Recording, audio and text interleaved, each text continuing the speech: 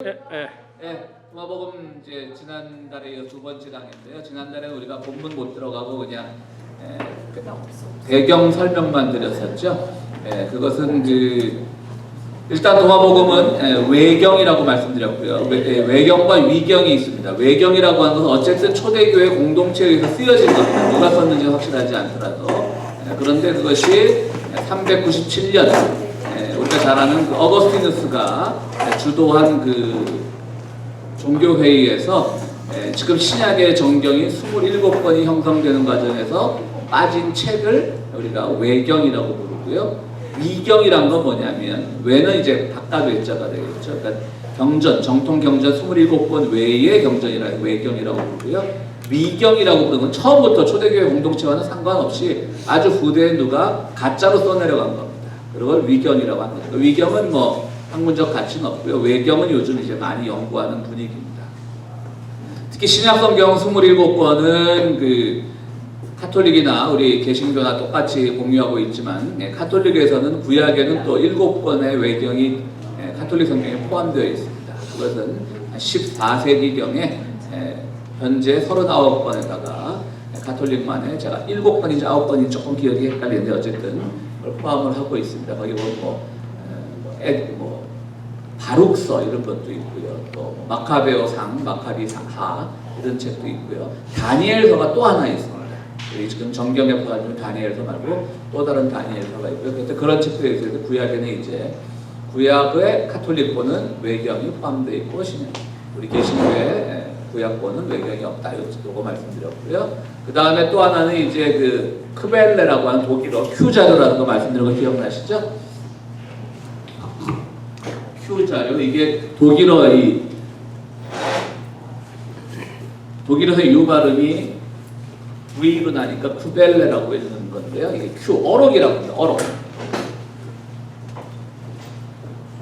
어록이라고 하는 겁니다. 그러니까 예수님 공동체 당시에 예수님이 하신 말씀이 어록의 형태로 전승되었다고 보는 겁니다. 한편에서 이것이 문서 형태로 있었을 것이라고 보는 사람들도 있고, 한편으로는 그냥 문서는 없이 구전본으로 내려갔다는 주장도 있습니다. 어쨌든 어록입니다.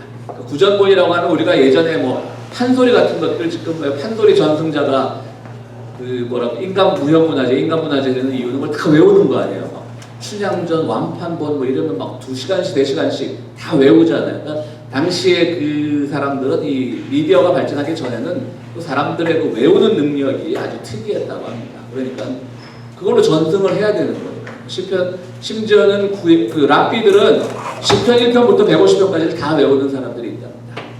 엄청난 거죠. 그걸 다 외우는 사람들이 있고요. 조금 다른 얘기지만 지금 우리가 묵독이라고 있지 않습니까? 묵독, 우리가 책 읽을 때 다 눈으로 읽잖아요. 근데 저만 초등학교 때 보면 그걸 못하는 친구들이 있었어요. 그때 또 선생님들이 왜 이렇게 폭력적이지? 못할 수도 있지. 애들 막 두드려 패고 그래요. 또 왜 눈으로 읽으니까 입 중얼중얼거리고 그러고 진짜로 그런 야만의 시절이 있었어요. 그대로 그거 아세요? 묵독이라는 게 인간의 능력이라는 게 참 신기한 게, 묵독이라는 게 언제 처음 사람들한테 대중화됐냐면 11세기경입니다. 그 전까지 사람들이 묵독을 못했답니다. 근데 어거스틴만이 당시 4세기에 어거스틴만이 묵독을 했답니다. 사람들이 천재 같다 그랬다는데, 오늘 우리는 묵독이라는 게 얼마나 아무렇지도 않은 능력이잖아요. 그렇죠? 그런데 어거스틴만이 4세기에 혼자 묵독을 하니까 주변에 다른 교부들이 보고 역시 어거스틴이야 그랬다는 그런 말이 있습니다. 참 인간의 능력이라는 게 오히려 발전된 묵독 같은 건 발전된 능력이지만, 또 미디어의 발전이나 필기, 메모의 발전으로 말미암아 또 우리의 기억력이 상쇄되어서 지금은 모르겠어요. 현대 랍비들 중에서 정말 시편을 1편부터 150편까지 다 외우는 랍비들이 있는지 모르겠지만, 어쨌든 인간의 기억력은 퇴색된 것 같고요. 큐자료라는 걸 중심으로 여기서부터 마태, 마가, 누가가 이제 만들어진 겁니다. 누가가 만들어졌고요. 그래서 도마복음은 이 큐자료에 가장 근접한 복음서라는 그런 주장들이 있습니다. 그러니까 우리가 좀 읽어보면 아시겠지만 전부 다 어록이에요. 사건 중심이기보다는 어록 중심이에요. 도마복음은 가장 큐자료에 근접한 것이 도마복음이라서 있고요. 또 하나 이제 요즘 와서 갑자기 왜 외경인 거, 신약의 정경이 27권 공부하기도 바쁜데 갑자기 외경에 도마복음에 바람이 불었냐라고 하는 것은, 지난주에도 말씀드린 거 다시 한번 말씀드리면, 소위 말하는 지식, 깨달음의 문제가 다시금 지식과 깨달음의 문제가 다시금 부각되기 시작했던 겁니다. 왜냐하면 특별히 개신교나 이런 데서 오직 믿습니다 하다 보니까 너무 믿음 자체가 천박해지고, 불교나 이런 데서처럼 우리가 뭔가를 지식을 추구하고 이런 것들이 약해지다 보니까 좀 도마복음이 그나마 가장 비록 외경이긴 하지만 가장 그 지식의 문제, 깨달음의 문제를 강조하고 있기 때문에 갑자기 이제 도마복음을 사람들이 많이 읽기 시작한 거고요. 두 번째로는 이제 이 도마복음을 해석하는 과정에서 대부분 이제 타종교와 연관성을 많이 찾습니다. 깨달음의 문제는 사실 깨달음하면 굉장히 불교적 냄새가 나잖아요. 그렇기 때문에 불교나 유교보다는 불교나 도교 이런 것들과 비교해서 연구한 책들이 지금 도마복음의 연구서들로 많이 나와 있습니다. 그래서 오히려 한국이 발전되어 있습니다. 도마복음 연구는 오히려 미국 사람, 서양의 문헌들은 주로 이 문헌학적 연구인 반면에 이렇게 타종교와의 관계에서 풀어나가는 해석학적 문헌은 오히려 우리 아시아권에, 특히 한국권에 우리 잘 아시는 오강남 박사 같은 분들, 또 다른 예술하는 책으로 도마복음을 썼고요. 또 잘 아시는 도올 김용옥도 도마복음을 무려 3권에 걸쳐서 썼고요. 대부분 이제 그분들이 뭐 도올 김용옥은 잘 알다시피 동양 철학에 굉장히 능통한 분이니까 이제 그런 것들과 연관해서 썼고요. 그 문제가 있습니다. 근데 이제 지난주에 말씀드렸던 것이 뭐냐면, 그러나 여전히 요즘 철학에서 다시 믿음의 문제가 부각되고 있다. 이 믿음의 문제는 뭐냐면 우리가 오직 믿습니다. 그런 천박한 그 믿음의 문제가 아니라 주체의 문제의 의미입니다. 주체의 문제. 주체 사상 주체 아닙니다. 한문으로 가겠지만 주체의 문제. 내가 믿는 게 가장 중요하다는 거죠. 내가 믿는 게. 무슨 말인지 아시겠죠? 내가 믿는 게 가장 중요하다는 것이고, 어쨌든 지식이라는 것은 객관이잖아요. 객관. 우리가 다 공통된 지식이 있잖아요. 그렇죠? 예를 들어서 물은 100도에서 끓는다라고 하는 지식이 있다면, 그러니까 섭씨 100도에서 끓는다는 지식이 있다면 다 객관적인 지식이에요. 모든 사람들이 동의하는. 그런데 주관적인, 이제 왜 우리가 지식을 항상 객관으로만 받아들여야 되느냐? 나의 주관적 지식은 없는 것이냐라고 하는 것들이 21세기 지금 철학의 기본 전제입니다. 그러니까 주관의 문제로 다시 넘어왔어요. 그래서 저는 도마복음을 물론 지식이나 깨달음의 문제로도 중요하지만 저는 좀 주관의 문제로 끌어와서 그야말로 새롭게 한번 해석을 해보고자 했습니다. 그리고 기존에 나와 있는 책들 그대로 하자면 우리가 그 책 강독해야 하는 게 나니까요. 그냥 그대로 우리는 주관의 문제, 너무나 우리가 믿음의 문제가 너무 천박하게 다뤄졌다고 해서 믿음을 무시해야 될 건 아니거든요. 다시 믿음은 여전히 중요하다고 하는 것이죠. 근데 그 믿음은 현대 철학에서 뭐라고 얘기되냐면 자기 주관의 문제로 얘기돼요. 유명한 그 데리다라고 하는 철학자도 그런 말을 했는데요. 그 믿음, 소망, 사랑할 때 그 믿음에서 그런 어떤 주관적 결단 뭐 이런 식으로 설명을 합니다. 그러니까 무조건 믿습니다가 아니라 내가 무엇을 믿고 그것에 따라서 행동할 수 있는 능력, 그것을 이제 믿음이라고 새롭게 해석을 하는 그런 흐름들이 있습니다. 그래서 우리는 오늘 1절부터 보면서 그런 흐름을 가지고 한번 공부해 보도록 하겠습니다. 자, 첫 1절입니다. 이건 모두 114절로 되어 있습니다. 장절 구분이 없습니다. 근데 그게 신기하냐? 신기하지 않습니다. 왜냐하면 우리가 지금 읽는 마태복음, 마가복음 다 장절 구분이 없었습니다. 본래는.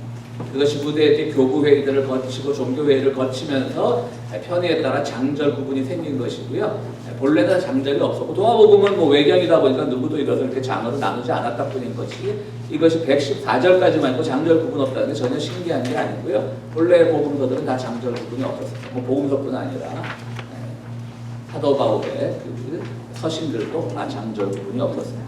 어쨌든 1절입니다. 그리고 그가 말씀하셨다. 이 말씀의 해석을 발견하는 자는 누구든지 죽음을 경험하지 않으리라. 처음부터 세게 나오죠. 해석을 경험하는 자는 죽음을 경험하지 않는다. 여기서 이제 해석이라는 말이 굉장히 중요합니다.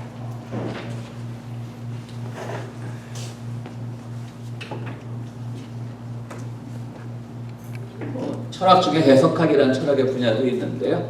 이 해석에 대해서는 제일 유명한 사람이 바로 데리다라고 하는, 자크 데리다라고 하는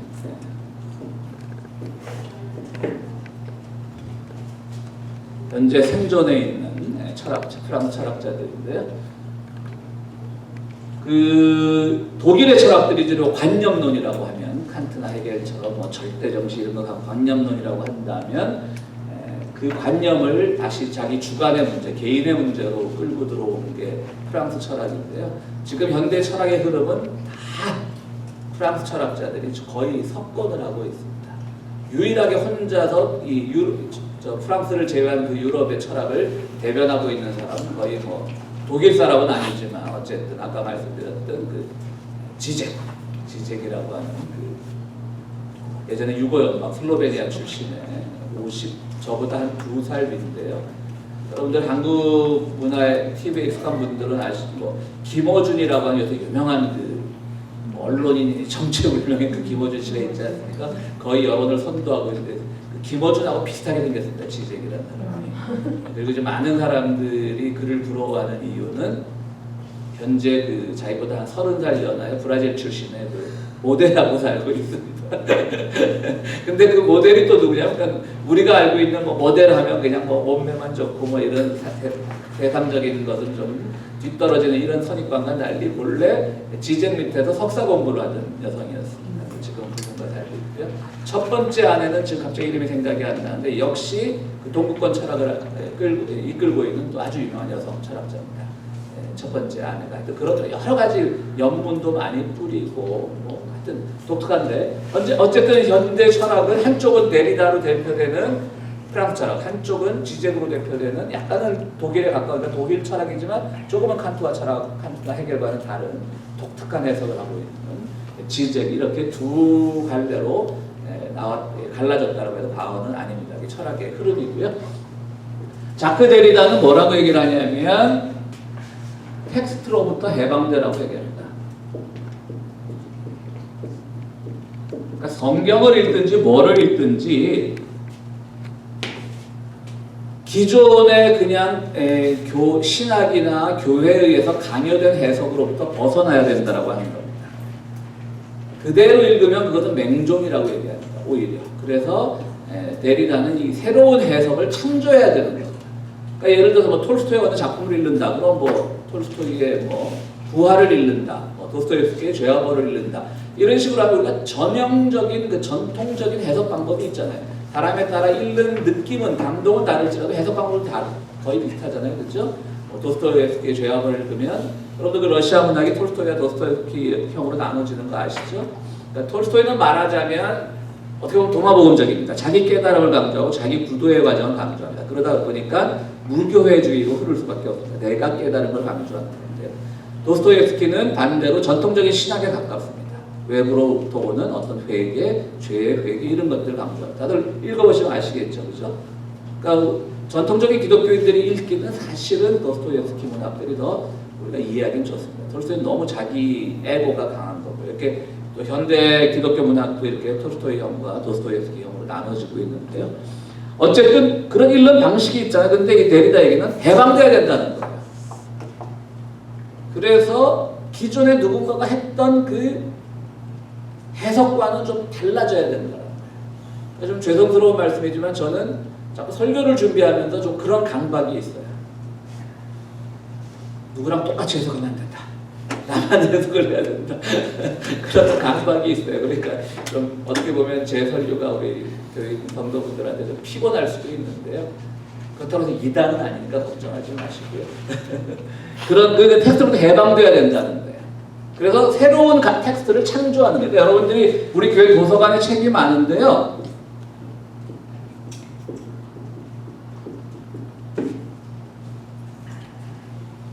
도서관에 책이 많은데요.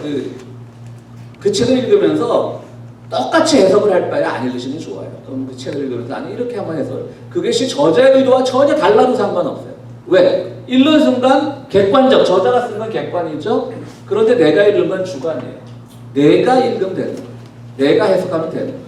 물론 아주 황당하게 벗어날 수 있겠지만 영화를 봐도 마찬가지인 거예요. 감독의 의도도 뭐든 상관없어요. 자기가 보는 방식으로 보면 되는 거예요. 그 대신 그것이 외골수가 되지 않기 위해서는 자기가 보는 방식이 또 다른 누군가를 설득을 해내야 되는 거예요. 어떤 영화를 하나 보고 예를 들어서 지난번에 아카데미상을 탔던 Shape of Water라고 하는 물의 형상이라고 하는 영화가 있는데요. 저는 그렇게 감동적으로 보지 않았는데 아카데미상을 줬으니까 좋은 영화겠지라는 말이 있어요. 물론 그분들의 말이 틀렸다는 게 아니라 나는 감동적으로 보지 않았어요. 그럼 이렇게 물으시면 안 돼. 넌 그 영화 감동이 없니? 이렇게 물으시면 절대 안 돼. 아, 이렇게 볼 수도 있구나. 근데 내가 보는 방식은 또 다른 사람을 설득할 수 있는 능력이 있어야 돼. 그럼 그 사람 반드시 설득돼야 되냐? 뭐 그건 아니야. 그 사람은 또 자기만의 생각을, 자기만의 보는 방식을 해석을 해내면 되는 거예요. 그런 식으로 우리가 하는 것이 바로 해석이고요. 그래서 저는 1장 1절에서 바로 그것을 발견했습니다. 이 말씀의 해석을 발견한 자는 누군지 죽음을 경험하지 않느니라. 그러니까 해석은 너희들의 몫이라는 겁니다.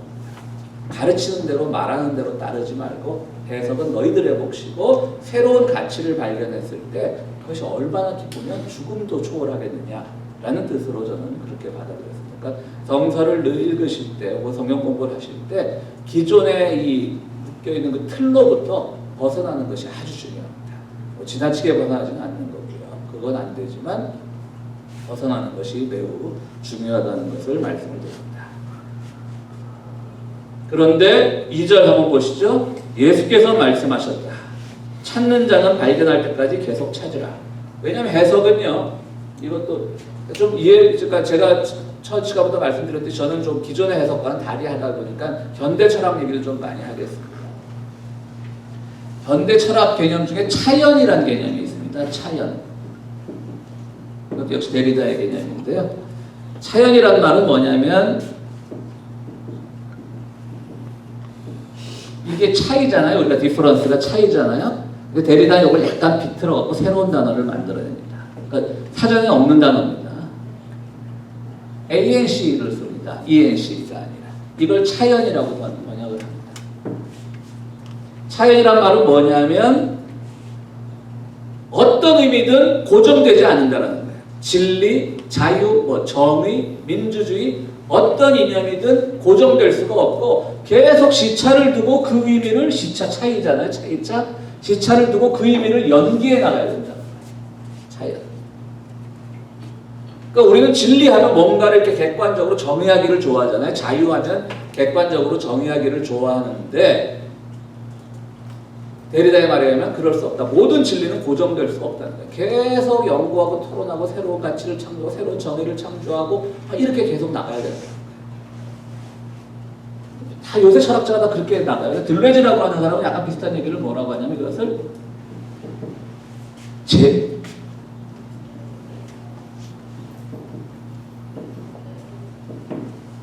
재영토화라고 얘기합니다. 재영토화. 이건 무슨 말이냐면 우리가 그러니까 영토를 공간적 개념으로 보지 마시고요. 예를 들어서 우리가 자유다 그러면 자유가 정의하는 그 범위를 이렇게 영토로 만들어놨을 거 아니에요. 내가 아는 자유는 요 한계 안에 있어요.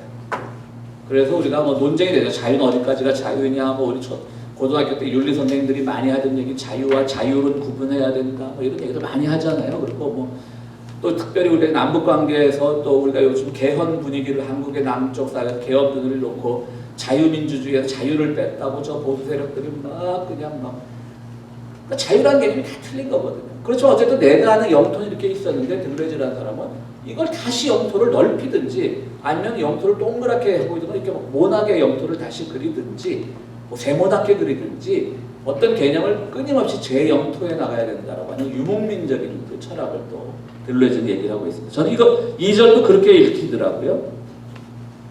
찾는 자는 발견할 때까지 계속 찾으라. 계속 개념을 진리를 찾아 나가는 거예요.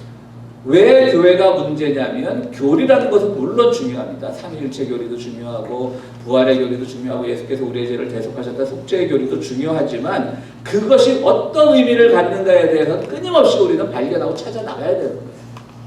그럼 고통스러워요. 기존의 것이 깨지니까. 저도 고통스러워요. 사람들이 설교 재미없다고 그러고 설교 어렵다고 그러고 저도 고통스러워요. 그래서 어쨌든 계속 찾아 나가야 되는 거예요. 그래서 고통을 받는 것이죠. 새로운 의미가. 그러나 고통 중에 새로운 깨달음이 오는 것이죠. 놀랄 것이고. 놀라기만 합니까? 만유를 지배하게 되리라고 얘기를 하는 겁니다. 재밌으시죠? 재미없으세요? 어려우세요?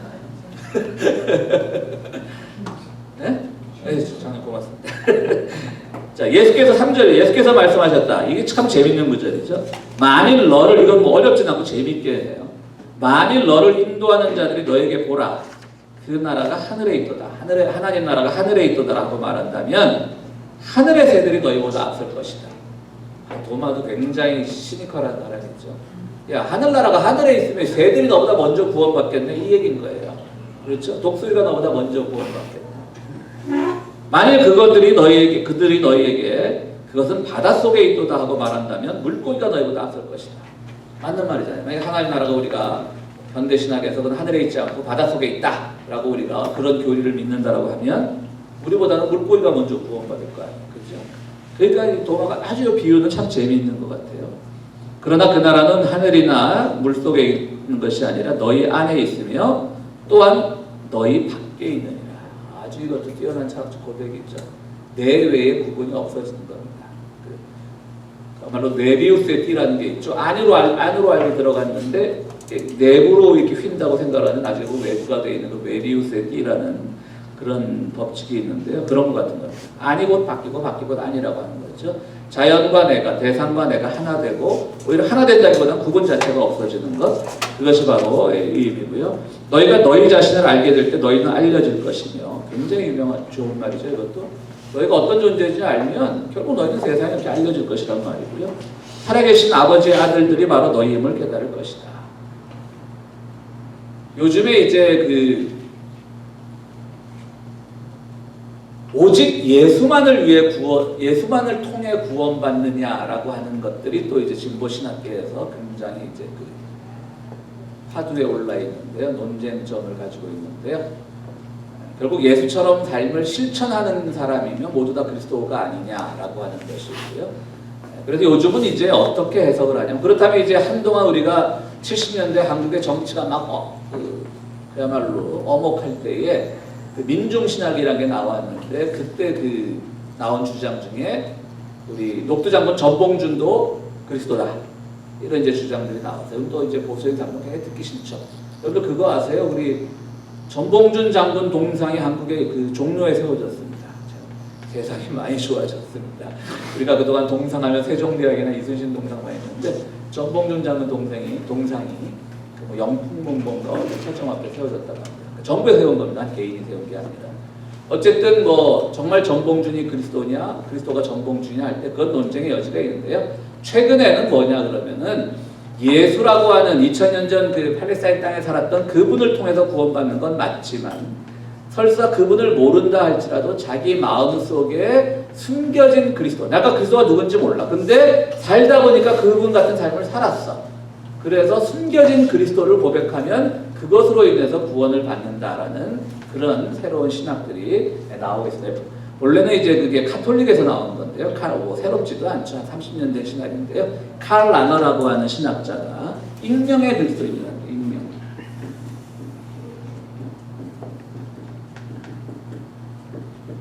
그러니까 익명이라면 자기 이름을 숨기는 거잖아요. 숨겨졌든지 우리가 헌금 낸 사람들 다 기록하는, 주부에 기록하는 그런 교회들 보면 이름을 적지 않고 내는 헌금을 우리가 무명이라고 분류하는데 사실 무명은 아니죠. 말을 좀 익명으로 바꿔야죠. 이름이 없진 않죠. 자기 이름을 숨긴 것 뿐이죠. 그러니까 익명, 그런 건데 우리는 다 익명이든 무명이든 쓰질 않으니까 대표적으로 이제 한 분씩 교대로 쓰고 있는데 주부에. 어쨌든 칼 라너가 말한 익명의 그리스도인이라고 하는 말은 무슨 뜻이냐면 우리는 다 익명의 그리스도인이 아니에요. 그죠? 내가 스스로 그리스도인이라고 고백하고 다니니까. 크리스찬이라고 고백하고 다니니까. 우리는 익명의 그리스도인이 아니니까 우리는 당연히 예수를 통해서 구원을 받는 거예요. 그런데 익명의 그리스도인은 그리스도가 누군지 몰라. 들어본 적도 없어. 그 전에 선교사도 온 적도 없어. 그럼 그들은 다 죽을 거냐. 이게 굉장히 우리 신앙에도 문제잖아요. 그럼 예수 이전에 살다 간 사람은 다 죽을 거냐. 다 구원 못 받냐? 아니 한국만 해도 그러면 카톨릭이 한 18세기 중반에 우리나라에 전래되니까 카톨릭 포함해서 18세기 이전에 살던 사람들은 아무리 훌륭한 일을 했어도 다 구원 못 받고 지옥 가느냐. 이게 유치한 것 같지만 상당히 현실적인 질문이거든요. 그때 이제 칼 라너의 말을 우리가 배우면 될 것 같아요. 익명의 그리스도인이야. 그 사람들 중에 정말 선한 삶을 살았으면 그리스도께서 익명으로 그 안에 내재를 해서 구원으로 이끈다라고 하는 것이 이제 저도 그래서 칼라너가 카톨릭 신학자긴 하지만 굉장히 저 이론을 좋아합니다.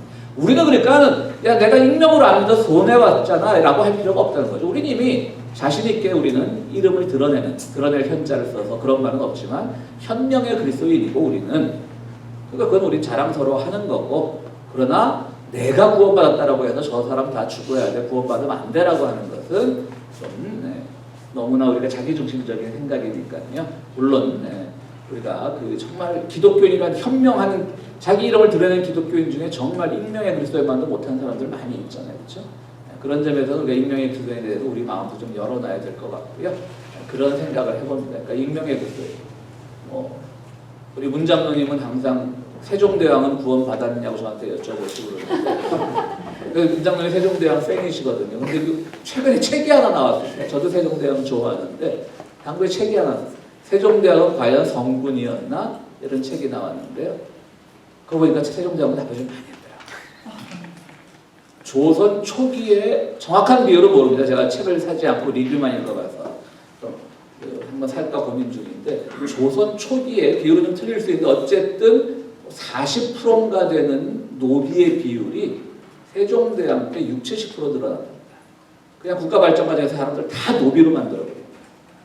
그러니까 굉장히 그리고 한글이라는 것도 사실은 우리가 지금 오히려 근대 이후에 주시경 같은 최연배 같은 한글학자들 때문에 한글이 오늘날 우리에게 이렇게 과학적이고 아름다운 글로 남아있지만 실제로 세종대왕이 하고자 했던 것은 우리나라만의 말을 위해서 만든 건 아니라는 거죠. 그냥 중국어 표기를 편하게 하기 위해서. 그러니까 진짜 국민정음구 서문에 있잖아요. 나란 말씀이 중국에 달라 사마띠 아니할세. 중국이 기준이었던 거예요. 그러니까 그분이 아주 세종대왕을 아주 그냥 신랄하게 비판을 했더라고요. 어쨌든 얘가 옆으로 샜는데요. 익명의 그리스도인이라는 개념도 있어서 여기서 나했듯이 우리 모두가 다 하나님의 아들이 내가 자신을 알지 못한다 할지라도 하나님의 아들이 될 수 있고 자신을 안다라면 훨씬 더 그것은 우리에게 큰 혜택이고 덕이다. 이 말씀을 드려요. 여기까지 질문 있으십니까? 1장에요. 네. 이 말씀의 해석을 발견하는 자는 누구든지 죽음을 경험하지 않으리라. 네. 그냥 죽음을 초월한다. 그걸로만. 그렇죠. 매일 살면서 죽어있는 사람들도 있잖아요. 그냥 우리가 교회에서 얘기하는 오늘날 교회에서 얘기하는 거 천국 그런 개념하고는 이 동화복 다르죠. 그건 다르고 사실 우리가 호세 사마라고라고 포르투갈계니까 브라질 작가인가요? 눈먼 자들의 도시라는 게 한 10년 전쯤에 노벨 문학상을 탔는데 거기도 이제 세상을 바라보지 못하는 사람을 눈먼 자로 이렇게 표기를 하죠. 그래서 죽은 자도 마찬가지죠. 사도 바울도 죽음이란 말을 우리 육체적인 죽음과는 달리 굉장히 은유적으로 많이 썼죠. 그러니까 죽음을 경험한 자는 우리가 살아있더라도 죽은 사람들 많잖아요. 광화문에 나와서 위장 평화 쇼라고 태극기 흔든 할아버지들은 다 그냥 살아있어도 제가 보기엔 죽은 사람들 같고요. 왜냐하면 너무나 진리의 머리에 떨어져 있으니까 그런 의미일 겁니다. 진짜로 영생 불사하는 건 아니에요. 그럼 우리 교회들 다 영생 불사합니다. 프린트 세 번째 줄에 예. 이 말씀의 해석을 발견하는 자는 그랬는데 이 말씀을 발견한 자는 그래야 되는데 이 말씀의 해석을 발견한 자는 이게 무슨 뜻이에요? 그러니까 새롭게 해석하라는 의미겠죠. 그러니까 새로운 해석을 발견하는 자는. 아니 그 2000년 전에 그런 말을 감히 지가 어떻게 써? 그걸 철학적으로 용. 그러니까 그건 지금 우리가 이제 이걸 보면서 제가 이렇게 저정을 하는 거지만 그 당시도 사실은 예를 들어서 지금 우리가 해석하기란 거를 영어로 하면 헐머노이틱스인데 헐머스라고 하는 것이 히랍 신화에 신의 말을 해석해 주던 그런 신의 이름이었거든요. 그것이 오늘날 해석하기라고 신의 이름을 따가지고 한 건데 그렇게 해석은 있었죠. 특별히 해석은 장르면 그때가 더 발전했을 수도 있습니다. 왜냐하면 언어가 지금처럼 언어 연구가 다양하지 않으니까 그 외국 언어를 보고 그것을 해석하는 사람들이 특별히 많아요. 또 하나 있는 건 너희 자신을 알게 될 때 너희는 유명해질 것이다. 알려질 것이다. 네 자신을 알라는 건 소크라테스 말인데 이걸 예수님이 베껴서 얘기한 거예요, 뭐예요? 이 500년 전 철학 한 400년 시차가 있죠. 네, 그거를 겨우 엮여서 이 얘기를 하시면 이게 창피하잖아. 그래 베껴서 이야기하시는 않았을 겁니다. 뭐라고요? 아니 창피할 게 하나도 없다고. 네. 소크라테스도 네. 그거 가지고 창피하게 생각하는. 소크라테스. 그렇죠. 근데 예수님 중요한 거는 예수님이 헬라어를 못했거든요. 근데 어디서 들으셨지 이런 말? 예전에 그 조영기 목사가 이런 설교를 한번 하더라고요. 예수님은 하나님의 아들인데 지금 우리가 성경 원본, 신약 성경 원본은 없어요. 예수님이 하신 말씀은 아람어예요. 아람어. 그러니까 그 아람어라는 거는 히브리어의 약간 방언 형태예요. 그러니까 정통 히브리어는 아니니까 예수님이 하신 말씀은 아람어인데 만약에 성경이 처음부터 쓰였다면 아람어로 쓰였을 가능성이 많죠. 근데 지금 우리에게 전승되는 원본은 헬라어라고 해요. 그릭이라고 해요. 그런 얘기가 도니까 조영기 목사 한번 그러더라고요. 예수님이 하나님의 아들인데 세계 만국어를 다 했다는 거지. 근데 예수님 헬라어 모르셨을 거야. 그 당시 헬라어를 아는 지식인이 얼마나 됐겠어요.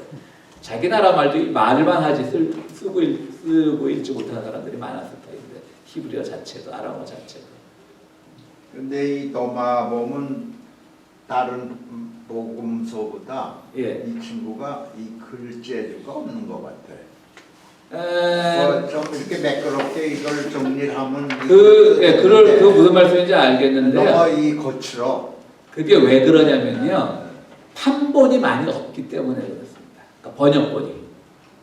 그러니까 지금 우리가 읽는 성경은 왜 영어가 됐든 우리 한국어가 됐든 세련됐냐면 지난 2000년 동안 수많은 번역본이 나오면서 정교화되고 정교화된 건데 이 도마복음이 외경이니까 누가 그렇게 책임지고 번역한 사람이 없는 거죠.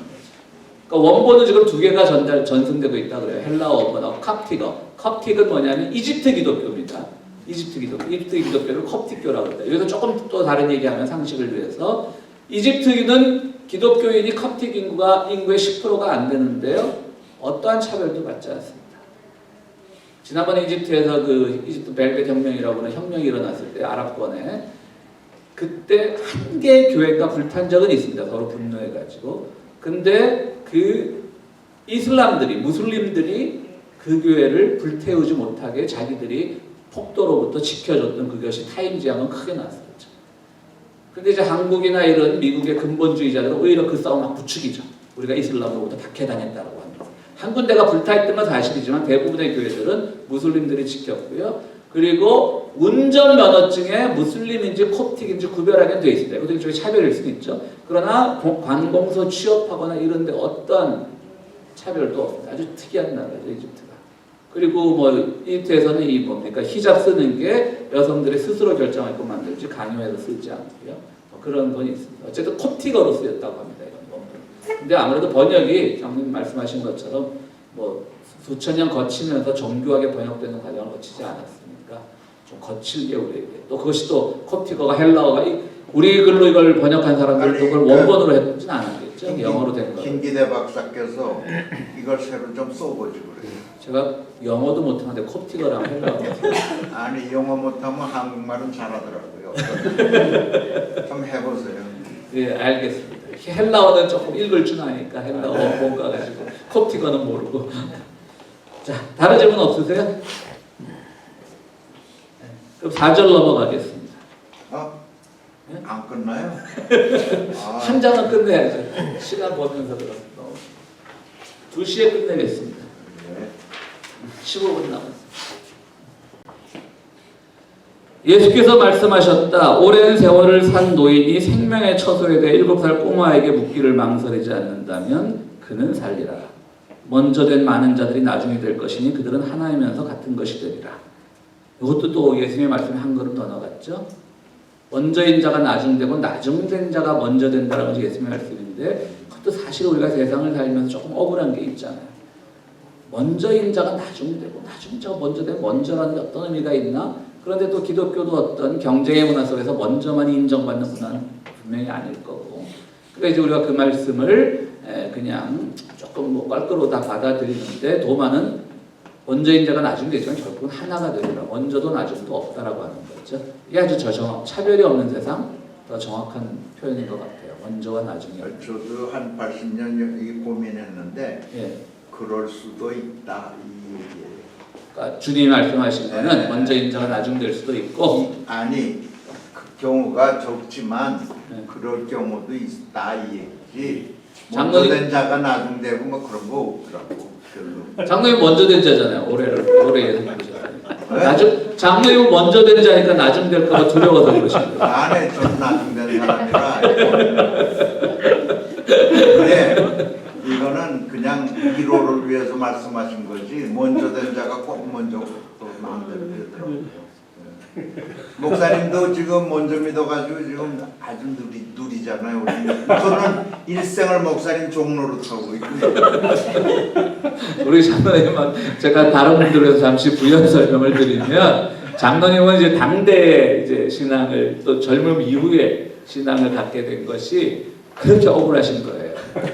저같이 이제 막 3대 4대가 기독교인 집안 사람을 보면 당신은 한 것도 없으면서 조상도 보고 있다고 저한테 그 말씀을 하시는 겁니다. 그런데 본인은 몰랐어. 기가 막혀서. 이길 수가 없으십니다. 예, 알겠습니다. 자, 뭐 어쨌든 하나가 같은 것이다. 여기는 더 중요한 거는 노인이 어린아이에게 묻기를 그치지 않는다면 이것도 참 좋은 말씀이죠. 나중에 이거 다시 한번 설명하니까 그냥 넘어갈게요. 내 눈앞에 있는 것을 알라 그러면 너에게 숨겨져 있는 것이 너에게 드러나리라. 숨겨진 것이 드러나지 않을 것이 없기 때문이다. 이건 뭐 그냥 우리가 늘 이건 성경에도 나오는 말씀에 넘어가죠. 6절로 넘어가겠습니다. 주님께서는 저희가 금식하기를 원하시나이까? 저희가 이렇게 어떻게 기도하리이까? 저희가 자선을 행하리이까? 저희가 어떤 식사 규정을 지키리이까? 뭐 이거는 예수님께서 다른 복음서에서 금식 같은 거 하지 말고 그 시간에 차라리 자선을 행하라는 그 말씀을 이제 다시 한번 풀어서 그럼 금식 말고 자선을 할까요? 예수님이 다른 데서 말씀하셨으니까 그렇게 묻는 겁니다. 그랬더니 거짓말하지 말며 너희가 미워하는 것을 하지 말지니 이거는 우리 공자님 말씀에도 나오죠. 너희가 미워하는 것을 하지 말지니 기소부력 물시어인. 그러니까 너희들이 원하지 않는 바는 물시어인 다른 사람에게도 그것을 하지 말라.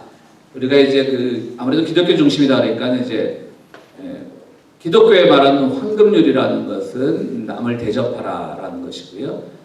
이제 은율이라고 그러죠. 이 공자님 말씀에 기소부력 물시어인은 금보다 하나 못한 은율이라고 하죠. 왜냐하면 소극적 접근이기 때문이죠. 그러니까 뭐를 적극적으로 해라 이것이 아니라 내 이웃을 내 몸같이 사랑해라 이것이 아니라 오히려 기소부력 물시어인, 그러니까 네가 원하지 않으면 다른 사람에게도 하지 마라. 이것도 근데 참 이게 오히려 우리에게 현실적으로 지키기 쉬운 말 같고요. 도마도 여기는 오히려 황금률보다는 이런 기소부력 물시어인 같은 것을 우리에게 얘기하고 있습니다.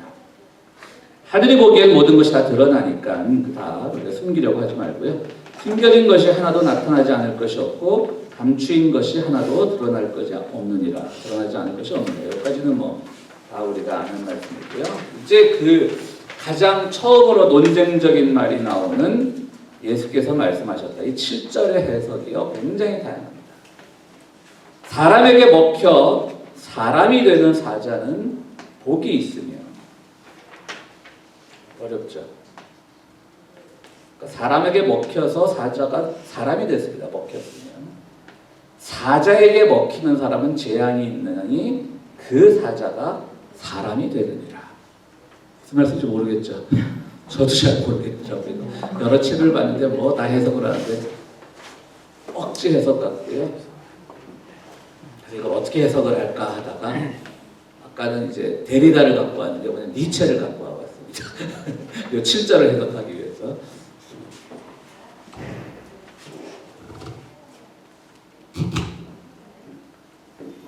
니체는 어떤 사람의 단계를 세 단계로 나눕니다. 낙타의 단계, 사자의 단계, 어린아이의 단계.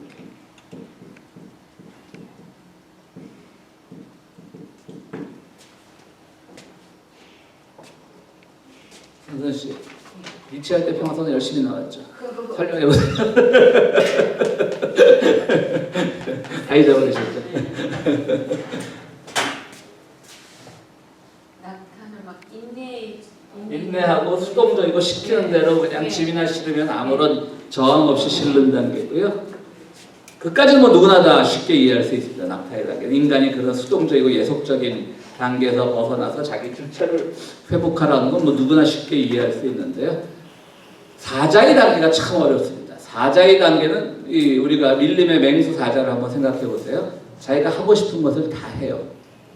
그렇죠? 쫄리면 자고 배고프면 지나가든가 얼룩말 쫓아가서 한번 잡아먹고 또 배부르면 또 얼룩말이 아무리 그 앞에서 논이라도 안 잡아먹잖아요. 왜 우리 동물의 왕국이나 그 밀림에 관한 다큐멘터리 보면 그런 장면이 많이 나오잖아요. 한 마리 막 얼룩말을 쫓아가다 그걸 잡아먹고 나면 막 도망가는 얼룩말이 다시금 그 사자가 있는 곳으로 돌아와서 풀을 뜯어먹는다고요. 사자의 생리를 아는 거죠. 쟤는 배부르면 우리는 안 잡고도 안 잡아먹는다. 그걸 아는 거죠. 사자는 자유의 단계를 의미합니다. 자유의 단계. 니체가. 근데 니체는 거기서 자유를 아주 부정적이지 않지만 자유에 대해서 굉장히 좀 약간은 부정적인 해석을 내려놓습니다. 왜냐하면 최고의 단계가 아니라는 거예요. 사자는 정말 배고프면 잡아먹고 자기 모든 것에 꺼리낌이 없는 거예요. 그래서 그 자유의 단계인데 우리가 오늘날 생각하는 자유는 어떻게 보면 가장 최고의 가치 같은데 니체는 일찌감치 그걸 알았던 것이죠. 자유가 최고의 가치는 아니라고 하는 것이죠. 왜 최고의 가치가 아닐까요? 우리가 지금 한국에서 헌법 개정을 하는데 지금 이 청와대에서 나오는 헌법 개정안에 즉 결국은 국회 비준을 못 받아서 물 건너갔지만 거기 자유민주주의 자유를 뺐어요. 그러니까 이제 보수당에서 막 뭐 한나라당인가요? 자유당인가요? 자유당으로 부르죠. 이승만하고 이렇게 우리가 비슷하게 이해하기 위해서. 자유당에서는 막 자유자를 뺐다고 막 그러니까 그걸 또 여론을 하니까 정말 우리가 그러면 뭐 자유민주주의를 선호하는 게 아니라 뭐 인민민주주의를 선호하는 거야 이런 것들이 막 카톡에서 이제 가짜 뉴스가 돌고 그러는 거죠. 자유라는 말이 뭐냐면 참 좋은 말이잖아요. 얼마나 우리는 자유롭게 산다. 자유라는 말도 근데 어떻게 굉장히 이데올로기적인 말이에요. 그러니까 제가 무소유도 잠깐 설명을 드렸죠. 자유라는 말도 사실은 누릴 수 있는 단계는 적어도 중산층 이상이거나 그런 거지. 아닌 말로 가난하고 어려운 사람은 독재도 좋으니까 먹여만 살려는 사람들이 있는 거예요. 그러니까 자유가 가진 그런 위험성이 거기 있는 거예요. 그러니까 한국에서는 왜? 미국도 마찬가지고 영국도 마찬가지죠. 영국에 자유당이 있었죠. 자유당이 지금 영국의 자유당의 부신이 뭐냐면 보수당이라고요. 오히려. 자유당이 뭐였죠? 그 영국에 있던 자유당 본래 이름이? 피그당 맞습니다. 역시. 법학을 전공하셔보죠. 피그당이라고 영국의 그러니까 지금은 없어졌지만 그 피그당이라고 사실은 그게 보수적인 정당입니다. 원래. 그러니까 자유라고 하는 것은 상당히 어떤 누릴 자격이 있는 사람들 그런 점에서 상당히 그 보수적인 개념입니다. 사실은. 그리고 자유라는 말이 들어가면 전부 독재 정권의 부역했던 나이다. 일본의 자민당도 마찬가지다. 어떻게 한 정당이 그렇게 수십 년 장기 집권을 할 수 있으며 자민당이 그거잖아요. 또 한국에도 뭐 자유당, 지금 자유한국당. 무슨 이 자유라는 개념이 가지고 있는 굉장히 그 위험성이 도사리고 있는 단어입니다.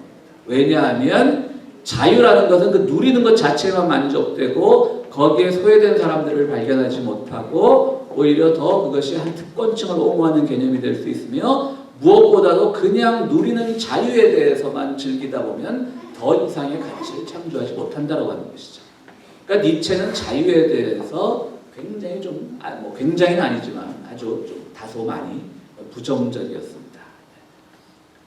그렇기 때문에 오늘날 여러분들 그 지금 대의 민주주의가 굉장히 이 서양의 정치 철학자들에게서 좀 도전을 받고 있습니다. 요즘은 뭐 소환이라는 단어를 예전부터 많이 썼지만 소환한다는 말을 많이 쓰고 있는데 철학계에서 요즘 소환해내는 사람들이 누구냐면 마키아벨리 군주론을 썼던 대의민주주의와는 전혀 다른 개념이잖아요.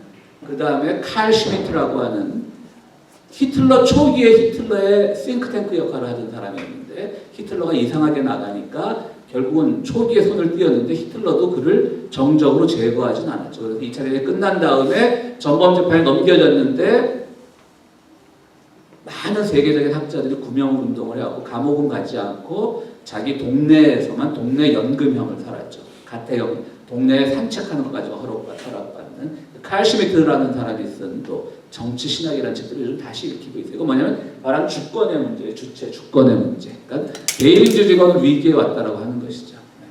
왜냐하면 대의민주주의가 물론 지금으로서 민주주의를 대표할 수 있는 최고의 가치이긴 하지만 일본을 보세요. 대의민주주의를 통해서 끊임없이 그 거의 보수정당 자민당을 6, 70년째 밀어주고 있고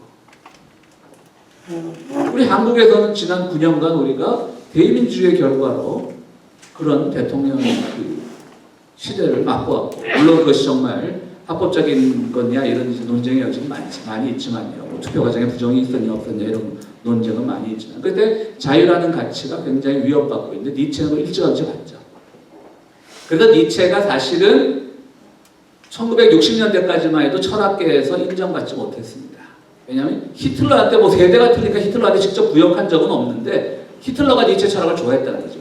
의지, 권력의 의지 뭐 이런 책들을 쓰고 하니까. 그런데 실제로 또 니체의 여동생이 히틀러 밑에서 뭐 차관인가 지낼 정도로 자기 오빠 팔아가지고 히틀러가 주장한 거랑 비슷해 보이긴 하니까 자기 오빠 팔아서 좀 한자리 하기도 하긴 했습니다. 왜냐하면 그 유고 죽은 사람의 원고를 그 여동생이 다 가지고 있었거든요. 니체 원고를. 뭐 그런 것이 있지만 사실 니체는 히틀러하고 전혀 상관이 없죠. 어쨌든 인간이 가지고 있는 그 객관의 문제, 대의민주주의의 문제, 인간 그런 문제에 대해서 많이 고민을 했던 것입니다. 그래서 니체는 사자의 단계를 그렇게 높게 보지 않았어요.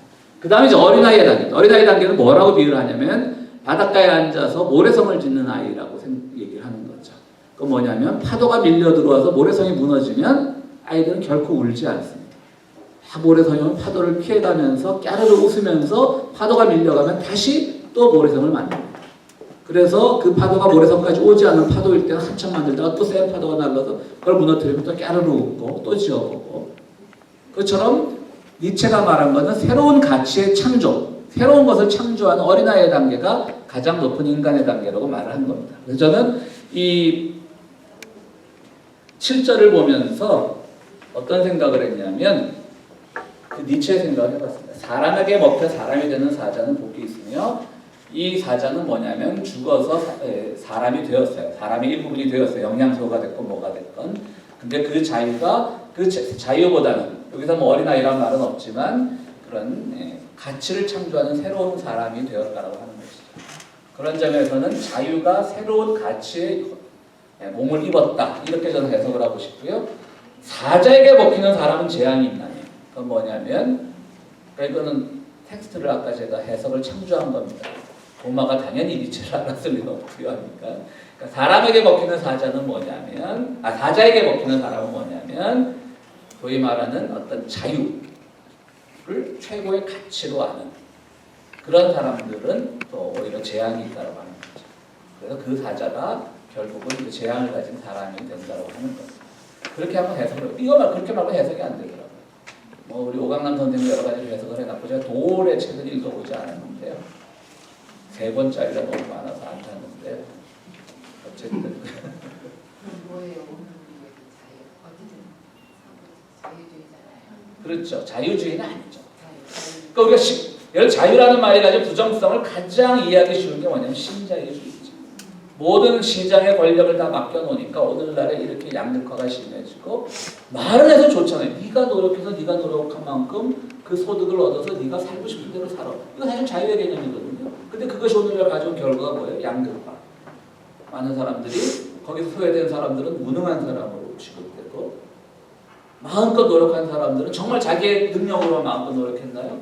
모든 권력의 지원을 받아서 마음껏 해서 자기들이 한국을 대표하는 국적기를 가지고 있는데 삼성이 왜 그 이재용이가 가지고 있는 주식이 10%도 안 된다고 그러잖아요. 그러니까 저는 경제를 잘 몰라서 그런지 그것이 어떻게 그런데 대주주로서 지배권을 행사했는지 잘 모르겠어요. 10%도 안 된다잖아요. 근데 오늘 대한항공 보니까 1%도 안 된대요. 그 조씨 일가가 가지고 있는 게. 그런데도 그 지배권을 가지고 그 요즘 인터넷에서 많이 도는 그 부인의 그 괴성을 들어보면요. 이거 사람이 아니에요. 그거는 사실은 이런 말하기 좀 그렇지만 정신과 치료를 받아야 분노조절 장애가 있는 분이 아닌가 싶던데 그냥 그렇게 한 번 화나면 무슨 말을 못해. 한 번 화나면 좀 우리도 화내봤잖아요. 한 번 화나서 뭐 눈앞에 뭐 안 보이면 온갖 욕이라도 할 수 있고 뭐 그 정도가 아니라 매일 입에 달고 사는 거예요. 매일 시간 그리고 아니 근데 그게 걔들이 사자인데 예. 사자의 고민이 있어요 걔들은. 그러니까 소리를 지르지. 네. 근데 진짜 사자는 무슨 고민이 없을까? 그래요. 자유만 누릴까요? 그렇죠. 바로 그건 거죠, 그러니까. 그러니까 그들이 가진 자유가 가진 허구성이다. 고민이 있고. 아니 사자 자체는 어떨까요? 짐승. 모르겠습니다. 고민이 있을까요? 아 그것도 몰라요. 근데 왜 그거 아시잖아요. 사자가 단독 생활하나 호랑이가 단독 생활하나? 호랑이가. 저 사자는 군락 생활을 하죠, 맞아요. 그건 아니겠네요. 고민이 있겠죠. 가족을 먹여 살려야 된다는 가장의 책임. 그런 게 스트레스가 있을까? 그럼요. 참. 짝짓기 위해서 투쟁하고 누군가를 이겨야 돼. 그것도 필요하고. 아 왕이 예, 되기 자기네 왕이. 아 저는요 이걸 저희 칠자리요? 해석을 한다면은요 예. 뭐든 해석이죠. 예, 대리다시 이렇게 한번 해보면 어떨까요? 그러니까 사람 그러면 자기가 인자라고 인자 예수님을 자기를 지칭할 때 인자라고 그렇죠. 합니다. 그리고 여기서 사자를 갖다가 우리를 판단 없는 군중이라고 군중. 예. 오케이. 그것도 좋은 그 사람 그리고 먹힌다는 말을 갖다가 설득한다라고 이렇게 생각하면은 인자에게 설득당한 군중은 복이 있나니. 오, 예. 예. 그렇지만은 그 사자에게 먹히는 사람은 자기 인자 자신은 재앙이 오지만은 그 소위 말하는 사자는 파퓰리즘의 이제 예. 거죠.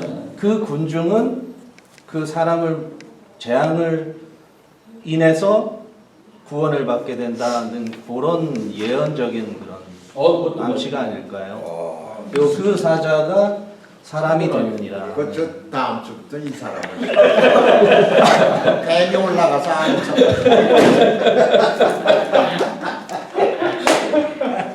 저 삐졌습니다. 그만하겠습니다. 다른 저는 생각나서. 아니 진짜로 그렇죠. 그 말도 굉장히 뭐 사실 이렇게 옛날 책을 니체를 가지고 뭐 데리다를 가지고 해석을 하다 보면 또 거기에 대해서 우리 문장노님처럼 또 이렇게 그 사람들이 뭐 니체를 알 경우에 근데 그건 아니죠. 이제 해석학자 틀로 삼는 거죠. 그러다 보면 조금은 이제 어려움이 있죠. 그러다 보니까 이제 그 우리 성지사의 말씀처럼 그것도 굉장히 의미있네. 그런 해석은 어디서도 보지 못했습니다. 김영옥도 그렇게 하지 제일 않았고. 가깝네. 우리는 지금 현재 우리는 다 그럼 사자에게 먹히는 삶이라고. 그렇죠. 그게 맞는 거죠, 성지사. 네. 우리가 여기서 말한 사자 성지사의 말씀대로 하면 우리 군중이야 그냥. 사람에게 먹히다가 우리도 야 뭐 내 말이 먹히네 오늘날 물론 나라고 해도 그런 편이 있는지 모르겠지만 이게 사자에게 먹히는 사람은요, 그 한국 백성에게 먹힌 노무현은 그렇게 되더라고요. 장님. 그러면은 재앙이 그에게는 있었잖아요. 재앙이지만. 근데 그 먹은 그 군중은 사람이 지금 되는 거예요 지금.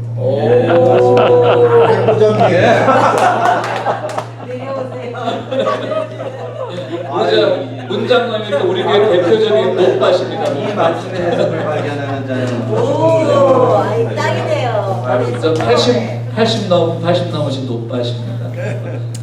아 그런데 예, 우리 최 선생님도 뭐 최 선생님 문빠라십니다.